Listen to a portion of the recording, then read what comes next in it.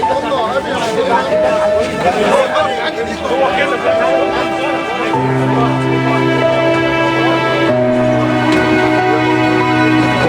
لله وإنا إليه راجعون. راحوا الماتش ونزلوا في العيد فرحانين، رجعوا لأهاليهم جثث هامدة، وبدل ما يتزفوا عرايس في الأرض اتزفوا عرايس في السماء في العيد. واقعة مؤلمة تهز السوشيال ميديا ونعاهم عدد كبير من لاعيبة النادي الأهلي وكمان لاعيبة النادي الزمالك.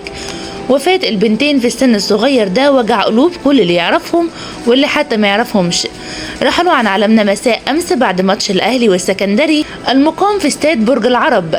وخليني أقول لكم، شاركت نورهان على حسابها الرسمي ستوري قبل ما تموت بتقول فيها إنها رجعت من المنوفية مخصوص للقاهرة عشان تتحرك وتروح على اسكندرية عشان تحضر الماتش، ما كانتش تعرف إنها رايحة لقدرها برجليها.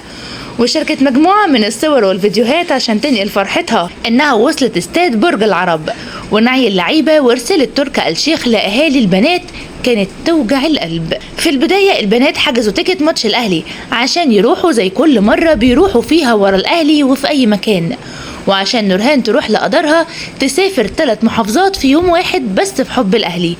المهم وثقت نورهان كل تفصيلة في اليوم عشان تكون ذكرى حلوة ليها تفتكرها، ما كانتش تعرف إنها تكون آخر لحظات حياتها.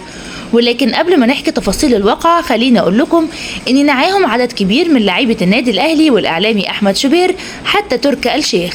المهم خرجت نورهان ونرجس من الماتش ويا دوب بيعدوا الشارع عدت عربية خبطتهم وطيرتهم على الأرض، وأول ما وصلوا المستشفى كانت حالتهم حرجة جدا وملحقوش حتى ينقذوهم. إنا لله وإنا إليه راجعون. يا ريت كلنا ندعي لهم بالرحمة والمغفرة ويلهم أهاليهم الصبر والسلوان.